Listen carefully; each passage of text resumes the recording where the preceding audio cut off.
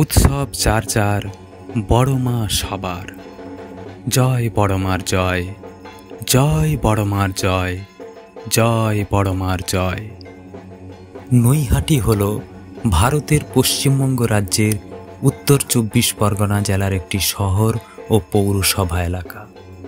নৈহাটি পৌরসভা ভারতের প্রাচীন পৌরসভার একটি, যেটি 1869 সালে প্রতিষ্ঠিত। বন্দে মাতরম গানের রচয়িতা বঙ্কিমচন্দ্র চট্টোপাধ্যায় এই শহরে জন্মগ্রহণ করেছিলেন।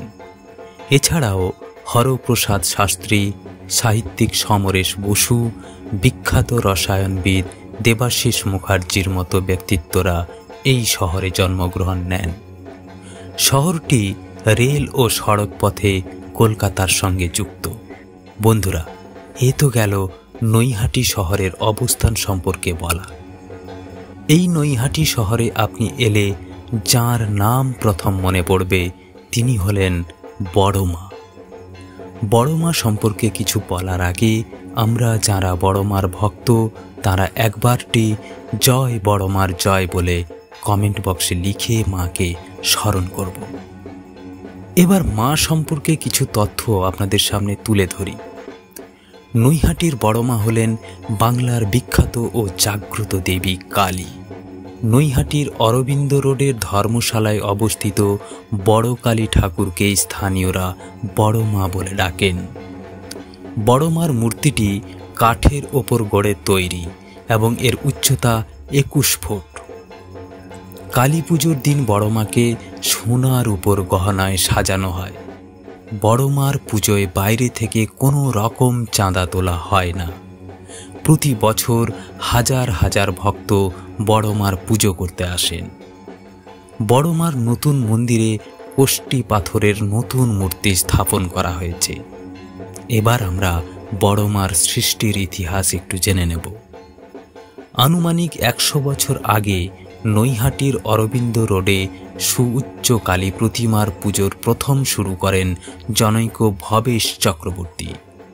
প্রথমে এই পুজো ভবেশ কালী নামেই প্রচলিত ছিল। পরে তা লোকমুখে পরিচিতি পায় বড় কালী নামে। এরপর ভক্তদের মুখে মুখেই একসময় বড় মা হিসেবেই পরিচিতি হয়ে ওঠেন জাগ্রত এই বড় কালী। পুরাণ মতে কালীর রয়েছে বিভিন্ন রূপ।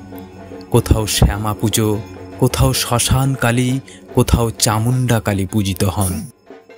দেবীর বিভিন্ন রূপ বহু জায়গায় নানা নামে আরাধনা করা হয়। কালী পুজোয় দক্ষিণেশ্বর, ঠনঠনিয়া, লেক কালীবাড়ি, তারাপীঠ, কামাখ্যা, কালীঘাট থেকে শুরু করে বাংলার বিভিন্ন প্রান্তে কালী মন্দিরে দীপান্বিত অমাবস্যায় বিশেষ পুজোর আয়োজন করা হয়। বড় মা কেন নাম? অনেকেই শনি ঠাকুরকে বড় ঠাকুর বলে থাকেন। গ্রহরাজ ও গ্রহের অধিপতি বলে তাকে বড় ঠাকুর বলে অনেকেই ডাকেন।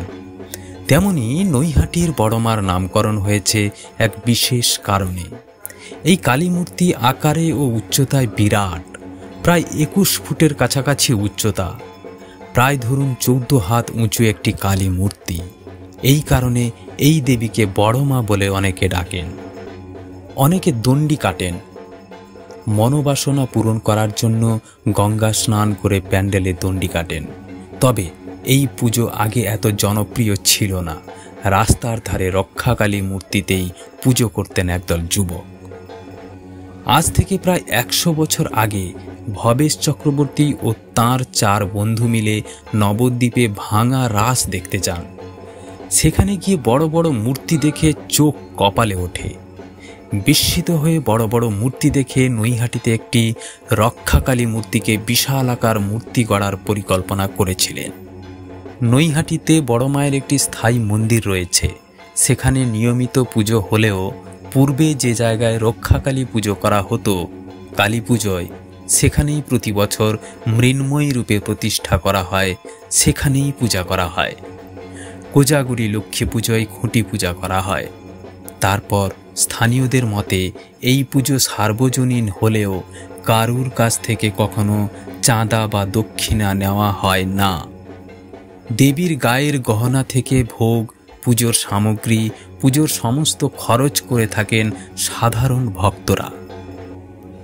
নৈহাটির বড়মার গায়ের গহনা দেখলে আপনি অবাক হবেন, কারণ গোটা মূর্তি সোনার উপর বিভিন্ন আকারের গয়নায় মোড়া থাকেন। শোনা যায় বড়মা সোনা ও রূপো ছাড়া আর কোনো ধাতুর অলংকার পরেন না। তাই ভক্তরাই মনোবাসনা পূরণ করার জন্য বিভিন্ন সময় সোনা ও রূপোর গহনা মানত হিসাবে দিয়ে থাকেন। হিসেব বলছে প্রায় 1.5 কোটি টাকার গহনা পরেন বড়মা। প্রতি বছর কালী পুজোয় সেই গহনা পরিয়ে পুজো করা হয়। স্বর্ণালঙ্কারে সেজে ওঠেন বড়মা। পুজোর দিন 100 কেজির সোনার গহনা পরানো হয় বড়মাকে। থাকে কড়া নিরাপত্তা, তবে বড়মার পুজো শুরু না হলে নৈহাটির কোনো পুজো শুরু হয় না। একদিন নয়, টানা 5 দিন ধরে চলে বড়মার উপাসনা। নিরঞ্জনের দিন দেবী মূর্তিকে ফুলের সাজে সাজিয়ে গোটা এলাকায় বিশাল শোভাযাত্রার আয়োজন করা হয়। স্থানীয়দের মতে বড় মায়ের বিসর্জন না হওয়া পর্যন্ত নৈহাটির অন্য কোনো কালী মূর্তিকে বিসর্জন করা যায় না। আয়োজন করা হয় আলোর কার্নিভালও। পুজোর সময় অগণিত ভক্তের সমাগমে গমগম করে মন্দির এলাকা তথা নৈহাটি শহর। বড়মার আরাধনার পরই শহরের অন্যত্র শুরু হয় পুজো। ভক্তদের আবেদন মেনে গত বছর থেকে অনলাইন অ্যাপের মাধ্যমে পুজো দেওয়ার ব্যবস্থা শুরু করেছে মন্দির কমিটি। এছাড়াও সারা বছর পুজো দেখার জন্য মন্দিরের বাইরে বসছে বিশাল LED স্ক্রিন। ভক্তদের বিশ্বাস, মন থেকে মায়ের কাছে কিছু চাওয়া হলে মা নাকি কাউকে কখনো ফেরান না। সেই থেকেই উঠে এসেছে ধর্ম হোক যার যার, বড় মা সবার। বন্ধুরা, যারা বড় মার ভক্ত তারা কমেন্ট বক্সে জয় বড় মা লিখে নিজের মনের কথা বড় মার সাথে শেয়ার করতে পারেন। সকলে ভালো থাকবেন, সুস্থ থাকবেন এই কামনা করি। নমস্কার।